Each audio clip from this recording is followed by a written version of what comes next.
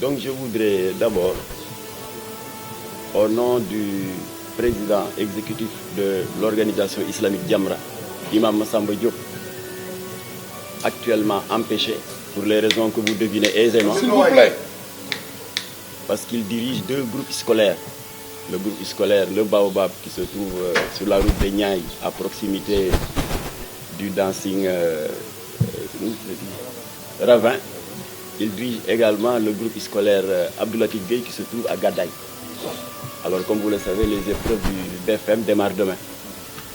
Il a donc beaucoup d'entrevues avec des parents d'élèves, mais il aurait bien aimé diriger lui-même la délégation. C'est la raison pour laquelle il nous a demandé, avant toute chose, d'adresser ses salutations fraternelles à son frère en islam, à son promotionnaire, parce qu'ils sont de la même génération, le doyen John Balago Seck. Cela dit, il me semble que l'essentiel a été dit par John Seck. Dans toute vie communautaire, il faut qu'il y ait des différends, des malentendus, des points de vue différents. Mais ce qui est important, comme le disent les philosophes, c'est persister dans ces erreurs qui peuvent être source d'exagération et d'aggravation des dits différents. John l'a illustré de manière très poétique en disant que quand on se comporte d'une certaine manière au point d'être taxé de mbam, ce n'est pas cela qui est grave, mais c'est le fait de persister dans l'acte ou dans le comportement pour lequel on vous avait taxé de mbam. Et lui, il a dit qu'il ne souhaiterait pas que mbam gagne. Et ça, c'est un hadith du prophète.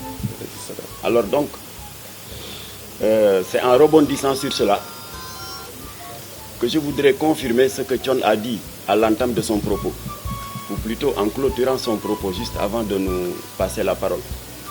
Nos relations avec John Seck datent bien avant de la carrière musicale de Wally Seck. John Seck, en 1995, a pris contact avec les responsables de Jamra, nous disant qu'il avait un projet d'un clip qui sortait de l'ordinaire. Parce que d'après les propos qu'il avait tenus à l'époque, il avait dit qu'il avait l'habitude, quand il tournait des clips pour faire la promotion d'un album ou d'un single, de choisir des endroits naturels, les bordures de plage, ou des endroits qui collent au show business, Sorano et autres.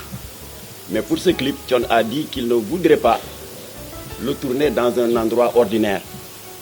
Parce qu'il était question de louer, de faire les louanges de la meilleure des créatures. Sayyidil Awwalina wa Sayyidil Akhirina, Khatimun Nabiyuna wa Imamul Mursalin, Sayyidina Mohamed.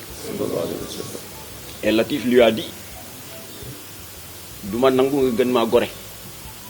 C'est très difficile à traduire en français.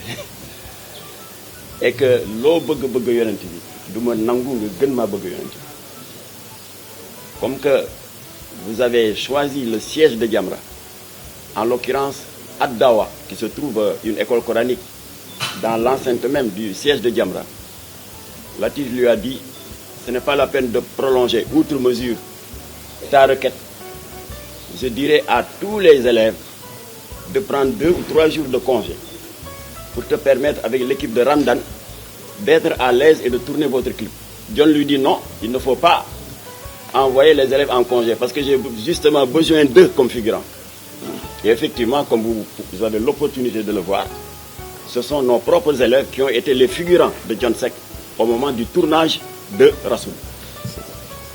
Et les enfants ont même joué pleinement leur partition parce qu'ils ont chanté avec leur instituteur, si je me souviens bien. Merci. Et à la fin du clip, John a eu l'honnêteté morale, et il vous est loisible de le vérifier, parce que le clip est toujours disponible dans YouTube, ça s'appelle Rassoul. Il a eu l'honnêteté morale dans le générique de fin, en disant John Seck et le groupe Randan remercient Jamra pour leur collaboration. C'était en 95. Ah oui. Wally avec quel âge? Il avait à peine 10 ans. Il est né en 85. Donc nos relations avec son père datent de bien avant la carrière musicale de Wally. Par conséquent, est-ce que nous avons le droit, quand son fils est confronté à des difficultés, parce que autant Thione est son père, autant ñun tamit ñoo jur Wally, est-ce que nous avons le droit, quand son fils est confronté à un tollé, de croiser les bras? Mais ce serait lâche. Ce serait lâche de notre part de regarder sa famille être l'objet des tirs croisés, de tirs à boulet rouge sur fond de mésentente. Nous n'en avons pas le droit. Et ce n'est pas la première fois que nous prenons cette démarche de père de famille à l'égard de ses enfants. Vous vous souvenez en 2016, quand il y a eu ce malentendu consécutivement au sac que Wally portait en bandoulière, nous avons été les premiers à prendre la parole et à interpeller Wally en lui disant: tu es un artiste, et un artiste par définition dañuy bari feem, mais feem bii nga jël tournure bi mu am sóoraale wu ko woon, parce qu'il y a certains de tes fans qui ont eu des problèmes avec la vindicte populaire. L'un d'entre eux a même été bastonné. Donc Jamra te demande, étant donné que ce sac ne conditionne pas ta carrière, étant donné que tu avais déjà eu suffisamment de succès avant même de te lancer dans cette nouvelle mode, nous te demandons, en tant que père de famille, de considérer que c'est Thione qui te parle. Par conséquent, jette ce sac. Il n'a d'aucune utilité. Il comporte beaucoup plus de dommages collatéraux que de mise en valeur de ton statut d'artiste. Et Wally, vous l'avez tous vu, il a fait preuve de hauteur. Il a été jusqu'au Grand Théâtre, devant les caméras de toutes les télévisions du Sénégal, en direct. Il avait découpé le sac en 1000 morceaux. Et ça avait mis automatiquement fin à cette incompréhension. Alors, partout dans le monde, c'est comme ça. Les artistes font souvent l'objet d'incompréhension. Mais ce qui est important, en tant qu'artiste, dès que vous vous rendez compte que vous n'avez pas été compris, de mettre un terme à la polémique. Et Wally l'avait fait. Et Jamra avait fait un communiqué pour le féliciter. Et j'avais appelé sa maman, parce que je n'avais pas pu avoir Wally au téléphone, pour le féliciter également. Parce que nous sommes dans un pays où tout se discute. Nous sommes dans un pays où nous sommes une seule et même famille. Il ne doit pas y avoir de cloison, d'incompréhension. Quand il y a incompréhension, il faut que nous nous interpellions les uns et les autres.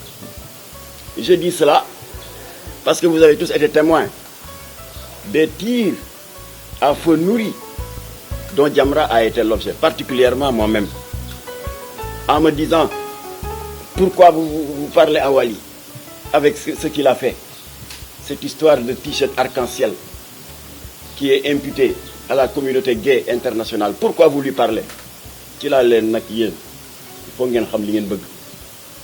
Lorsque Jamra, il y a quelque temps, soucieuse de la préservation de nos valeurs culturelles et religieuses, particulièrement de la santé mentale et morale de ses enfants, s'était vigoureusement dressée contre les dérives audiovisuelles, en l'occurrence le business du sexe de Walfadjri, ou plus récemment maîtresse d'un homme marié de 2S, qu'est-ce que vous avez dit? Wa Jamra dañuy soxor lutax jéemu ñu dem waxtaan ak waa maîtresse jéem a waxtaan ak ñoom lutax jiitaluñu waxtaan du loolu ngeen ma waxoon. waa coow Wally jib ma jiital waxtaan ñu ne ma lutax ngay wax ak Wally. C'est ça le Sénégal. Nee ngeen maîtresse d'un homme marié lutax may jóg di leen porter plainte te jiitalu ma waxtaan ak ñoom. Ma ne d'accord, je fais mon mea culpa. Coow Wally jib, j'ai tiré le son de vos critiques. Et j'ai pris langue avec Wally. Je l'ai eu au téléphone. J'ai eu sa maman au téléphone. J'ai eu Sokhna Aïdara au téléphone. Que je remercie d'ailleurs pour leur courtoisie. Parce que yéen a ma conseillé ne la ma def ci maîtresse d'un homme marié baaxul dama waroon jiital waxtaan. Waaw ma jiital waxtaan ci Wally ñi ne ma lu tax ngay wax ak moom Wally du ku ñuy waxal. Wally extraterrestre la, martien la wala dëmm la wala jinne la. Du sénégalais comme ñun. Waaw du ma wax ak moom. Alors moo tax nag ñu ngi delloo njukkal baayam bi waral lii tey ndax lii mooy Sénégal lii yëpp mënoon na ko ci bañ a fekk dal di cramponné wu ca la mu jàppoon rek bu ko defee le fossé allait s'agrandir kon Thione tout le bureau exécutif de Jamra ñu ngi rendre hommage à la hauteur d'esprit dont vous avez fait preuve tout le bureau exécutif de Jamra ñu ngi lay massalu coono ndax waajur dafa metti léegi nag li ci am solo mooy de tirer des enseignements de ce qui vient de se passer ana waa li ñëw enseignement yi du leneen lu dul li tubaab di wax naan et c'est valable pour nous tous muy baat boobu ñu naan c'est en faisant des erreurs qu'on apprend ndax xam nga saag bi Wally dootu ko def mukk gis na incompréhension yi mu jur coow li am itam il lui appartient d'en tirer les enseignements parce que kenn bëggul heurter sa communauté Wally bu géntoon ne mbirum t-shirt bi dana ko jural lii est-ce que dana ko def ndax Wally lu muy cascadeur pour utiliser un terme Boy Dakar xanaa yéenewul boppam coow yéenewul boppam ñu di ko maudire yéenewul boppam ñu di ko saaga kon lii gënalu ko voilà moo tax nag comme que dañu toll dans la phase de tirer des enseignements de ce qui s'est passé Wally comme que nee nañ ma exeegul je lui dis ici en prenant son père à témoin que désormais Wally ñu ngi lay ñaan boo jógatee war a dem bégal say fans boo jógatee war a bégal àdduna wala bégal sénégalais yi le Sénégal est un pays qui a ses sensibilités li ma lay ñaan utal un petit staff 2 ou 3 personnes su bëggee sax ñun ñu mandaté benn waa Jamra mu ñëw fekk si la ñu mën di la conseiller ci say tenues vestimentaires ñu mën di la conseiller sur tes attitudes d'artiste. Nous l'avons fait avec Cheikh Tidiane Diop borom daaray Kocc da daan indi son scénario jox ko Latif ne xoolal ma ndax njuumte amu ci loolu dara new ci ndax kenn ci ñun matul ngën ji mbindeef Seydina Mohamed nee na yéen jaam yi boo leen bëggee seen i itte ak seen i yëngatu malaaka yërmande di leen gunge loo leen def day leen jiital shura mooy li ngeen tuddee yéen intellectuels yi ah mooy diisoo tubaab di ko wax concertation kon nag Wally xam naa ne yaa ngi ci waaye loo doon concerté wu benn na nga ko def tey fukk parce que le Sénégal a ses sensibilités bu ko defee coow yëpp dootul amati waaye nag baay bi woyoon na ko nee na defe naa siiw di jami borom loolu ba Wally mu ni ci woon mucc yow est-ce que mucc nga ci coow muccoo ci keneen nag keneen Youssou Ndour rek Ismaïla Lo ku nekk ci sa domaine am na domaine boo xam ne amoon nga coow la toppoon ñun ñii mucc ñu ci coow gis nga réseaux sociaux yi li ma ciy dégg temps yi moo tax maa ngi saluer amicalement mon ami ki newal faj l'amuseur public la saa Ndiogou defal na may sketch nee na Makhtar Gueye mooy conseiller en communication de Wally ku mën a mucc ci coow am na keneen ku def benn clip benn live virulent nee na man maay avocat wu famille Balago Seck waaye ba tey d'accord na bu dee pour defar rek la ak yokk juboo ci askan wi ak yokk ko juboo entre famille Balago ak nit ñi d'accord na ndax loolu du bakkaar du jëf ju ñaaw ndax adduna bi ñaar yooyu rek a fi ne ñi nga xam ne fu ñu gis ay ferñeent ñu daw uti bidon essence sotti xamba ak ña nga xam ne au contraire ñu ngi daw uti ndox sotti ci comme que yàlla foofu la ñu nattoo on l'assume voilà kon Thione boo ma joxul woon kàddu du ma fi jël kàddu ndax tey yow yaay tey maître de cérémonie sa bés la Jamra dolli rek di la masalu waaw ndax ala kuliyal mënoo nekk un leader d'opinion te doo am coow président de la république di nelawatul ndax pétrole bi nelawatul waaw ma sàcce wax leen sax xam nga man dama bokk aar lu ñu bokk falaay médité am na kilifa bu jógee ci président nee ma président nee na lan ngay wut aar lu ñu bokk foofu du sa place ma ne ko lu tax du sama place ñoom neewuñu kenn sàcc nga neewuñu kenn yaa randal suñu pétrole waaye alal dañu bokk moom ko ñañu ko dénk ka nga ko dénk waaw amoo sañ-sañ di sàkku ci moom leeral loolu rek la exemple dama def hors sujet rek pour wan leen ne kenn mënula mucc ci coow. Macky Sall coowam ko topp kur ndax pétrole bi comme que adduna bi demee noonu rek lépp nañ ko def ci rafetal rek ci ormalante kenn bañ a xaw yi sa sutura morom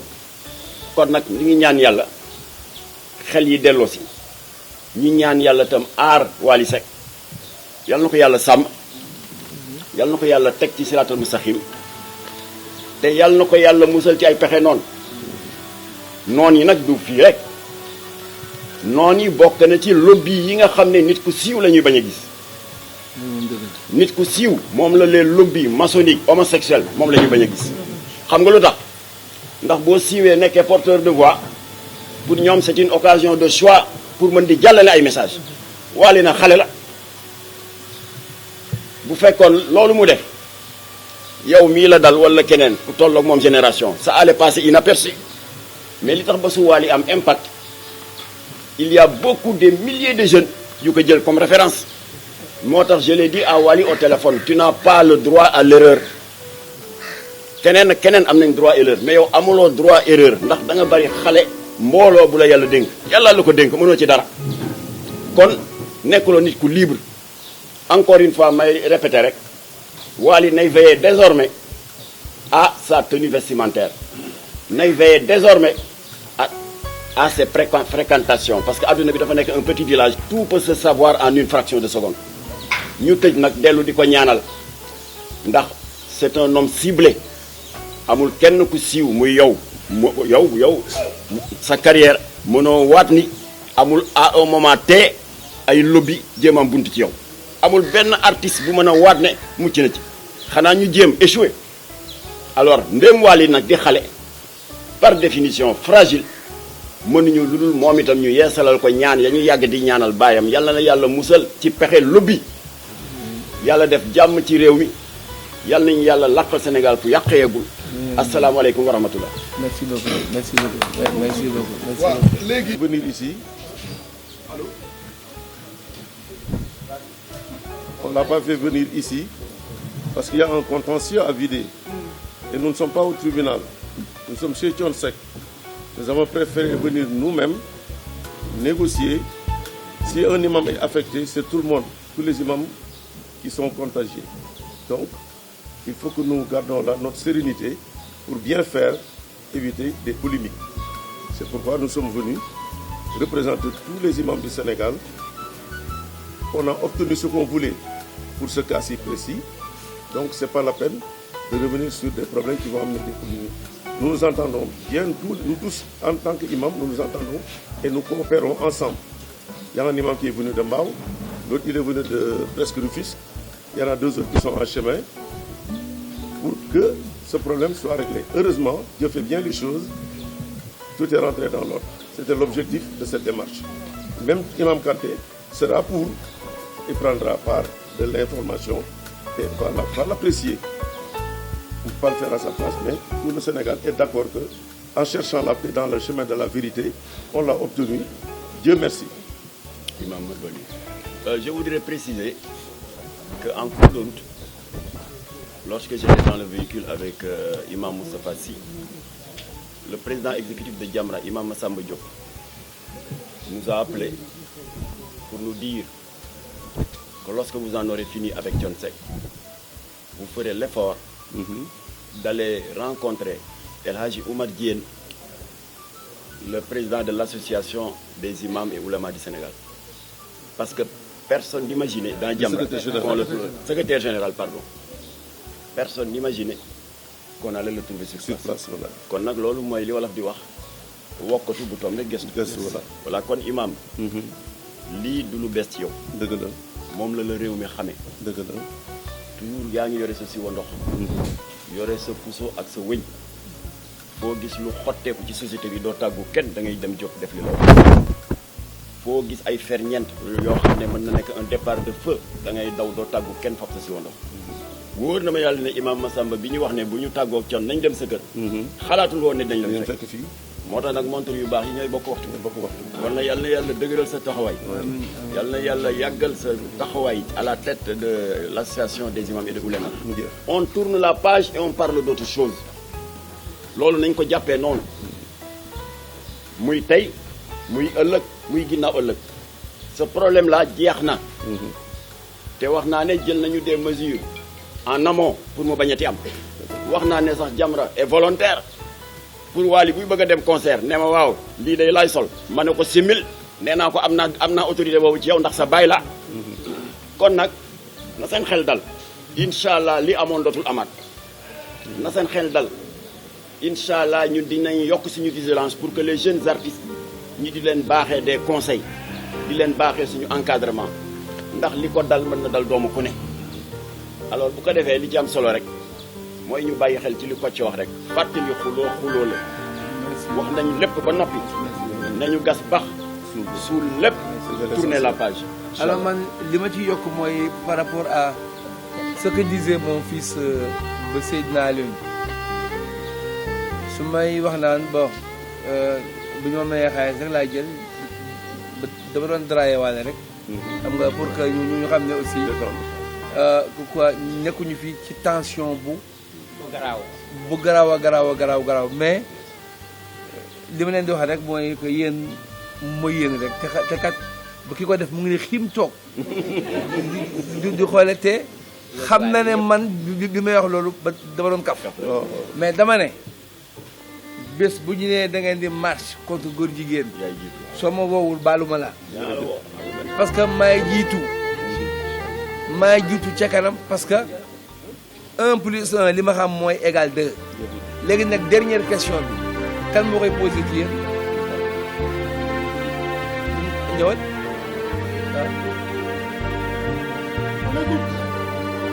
waaw Mouhamadou waaw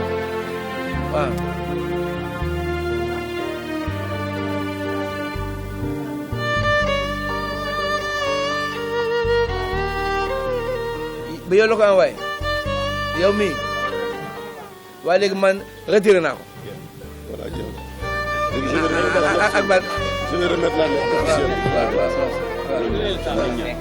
waaw ma ne nañ def ñaan te doole ñu ñaan.